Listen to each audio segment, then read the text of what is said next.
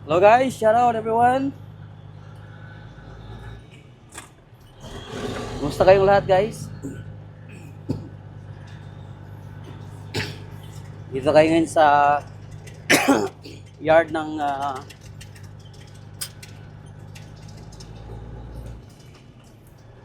GRF. Shout out to sa may-ari, Boss Jordan Finner. Pinayagan niya ako mag-practice ng driving dito guys.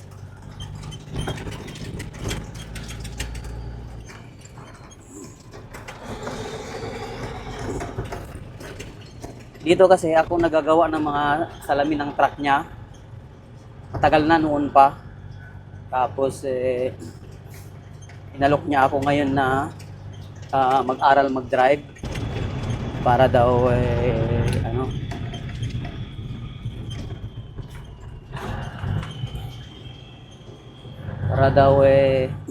makakuha ako ng license para i-hire niya ako.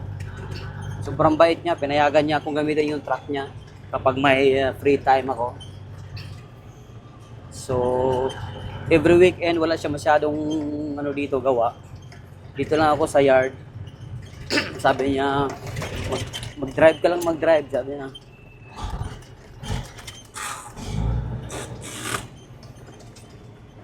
Para pagka nakakuha ng license, i-hire kita.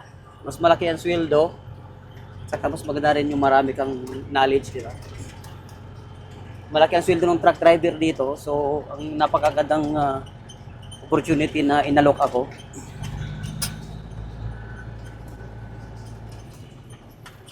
Kaya siyempre hindi ko natanggihan. Kasi kung magbayad ka ng mag-aral ka, di ba? Mahal. Dito, pag kumuha ka ng Class 1 license sa Alberta is $10,000. So, napakamahal. Ngayon, ginarab ko na yung opportunity na inalok ako kasi sayang naman, di ba?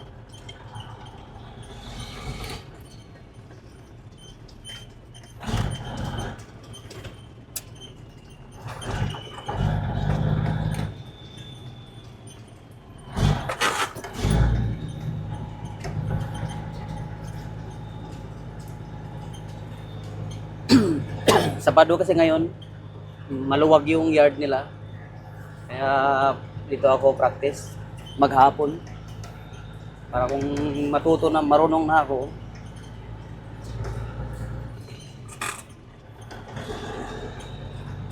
mag-check na ako ng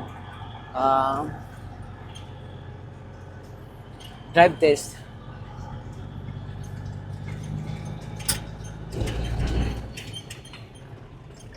Tapos pagka naipasa ko yung road test,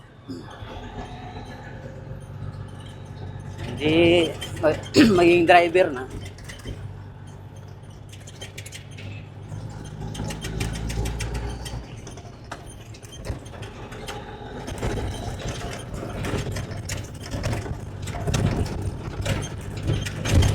Kaya kahit walang pahinga, work Monday to Friday,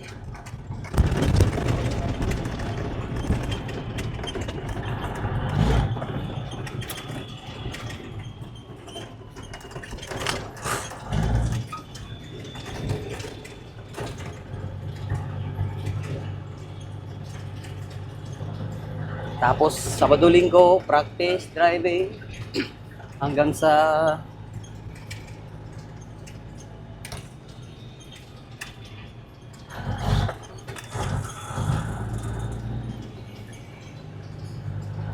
kabisado.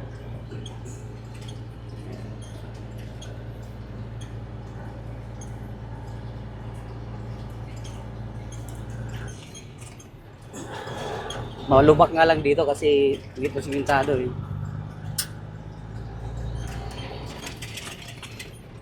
Pero okay lang.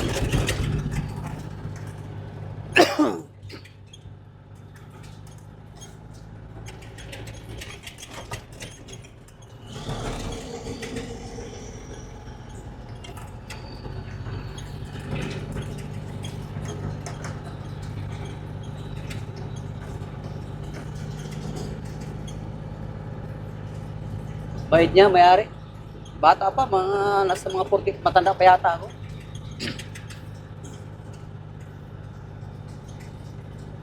Sabi niya, mag-aral ka lang mag-drive. Pwede ka dito mag-practice sa yard. Sabi niya sa akin. Sabi ko, sigurado ka? Oo, sabi niya, gamitin mo yung truck dito. Daming truck na spare, ano daw, truck. Siyempre,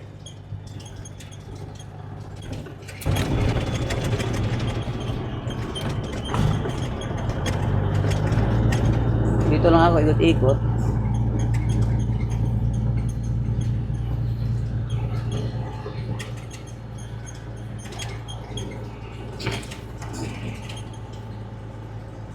Hanggat sa ma-master ko yung cambio.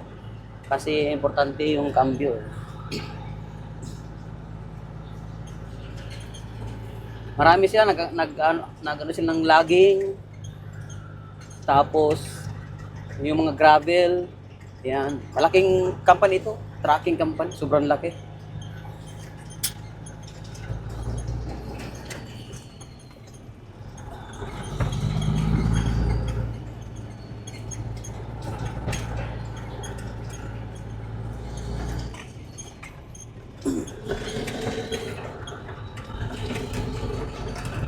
Lagi kasi kami nag-uusap. Ako laging nagpapalit ng mga kuan nila dito. Mga salamin, mga windshield.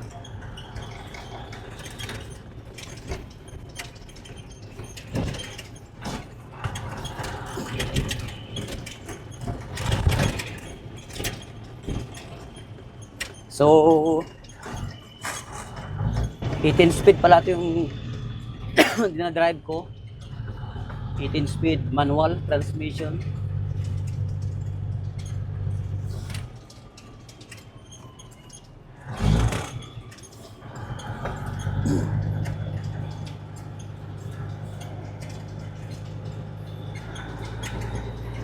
Kanina pa ako nag-umpisa.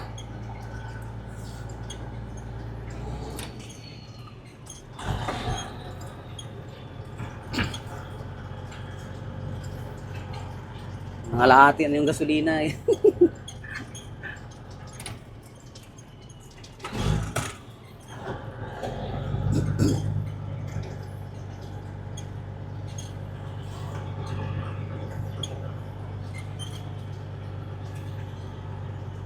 Sabi na, hanggang kailan gusto mo, drive ka dyan. Sabi na.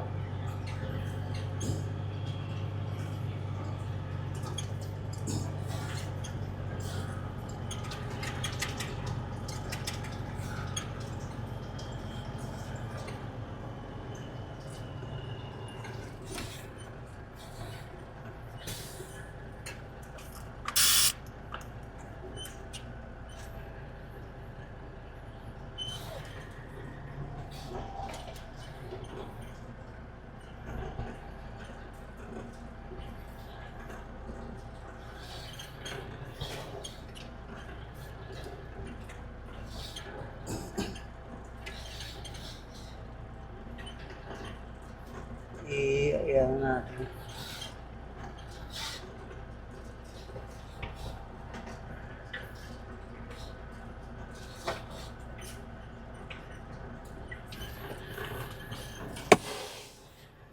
Baba na, tingnan natin kung tama.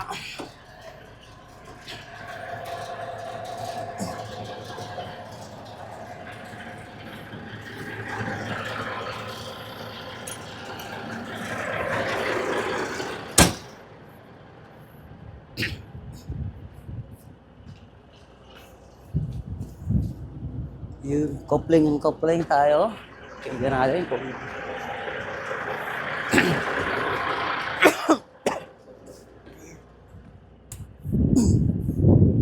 tama. Yun. Swak.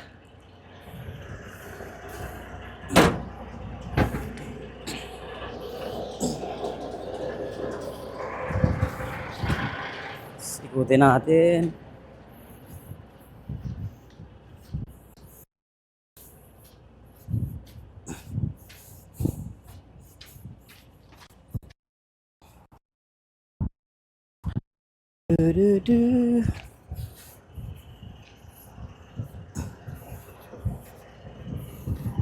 Yan, saktong-sakto yung pagka-backing ko.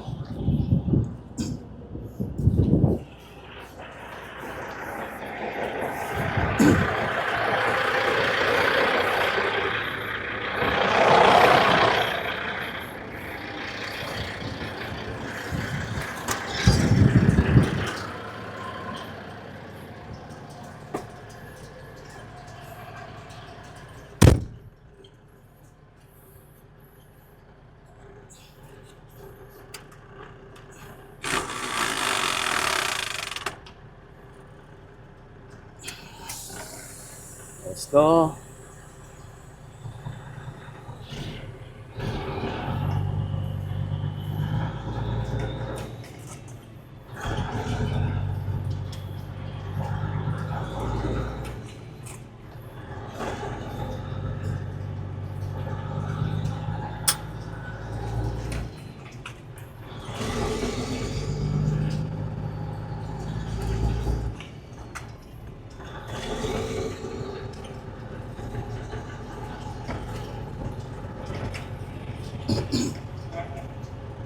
Tingin sila sa akin yung mga driver na yan. Hindi nag-student ni Kuan, siguro.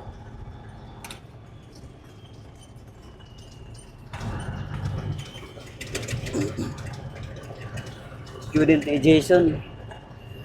Kilala naman ako mga yan kasi ako magpapalit ng mga nila. Kanya-kanyang truck. Wala dito, kapag ka nag-drive na dito, yung truck sarili mo na yun. Hindi sarili. Ibig sabihin, kung ito yung bigay na unit sa'yo, yun na yung i-maintain mo.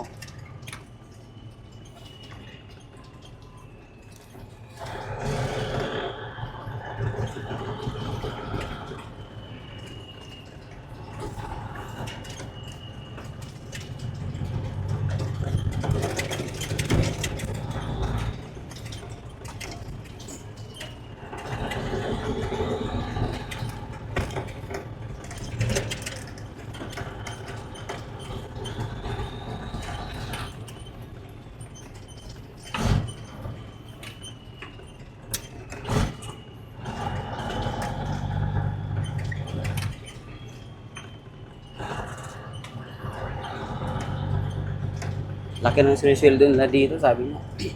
100 to 100 mahigit 1,000 sa isang taon. Saka nandito, kapag ka spring, yung mayroon silang walang biyahe pero bayad ka.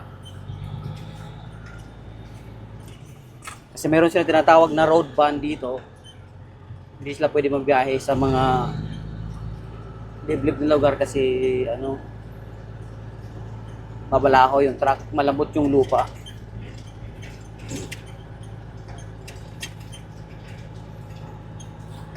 Kaya naka-standby ka pero bayad ka.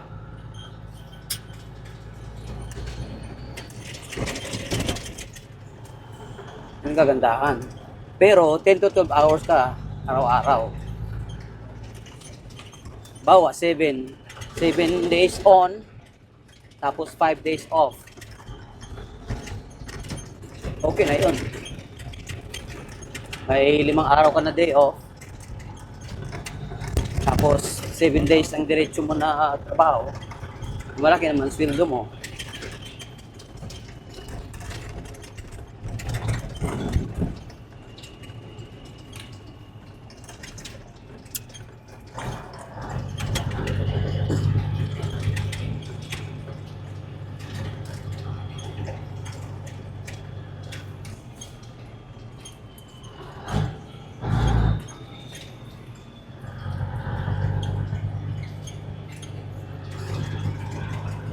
Maraming truck dito.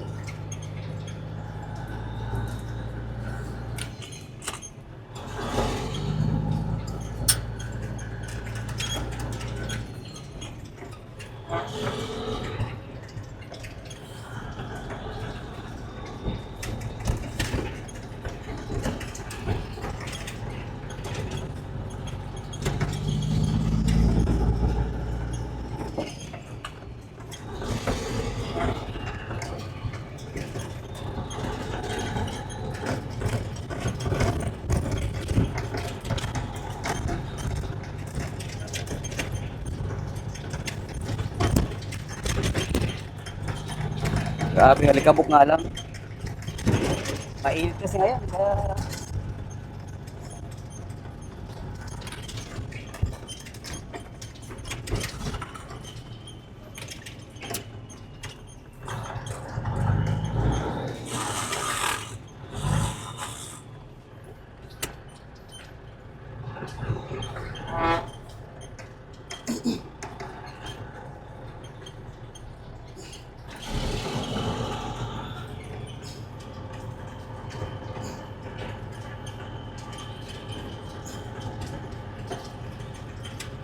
papagas sila. May sarili silang gas, ano dito, gas station. Ayun, oh. Papagas si pare.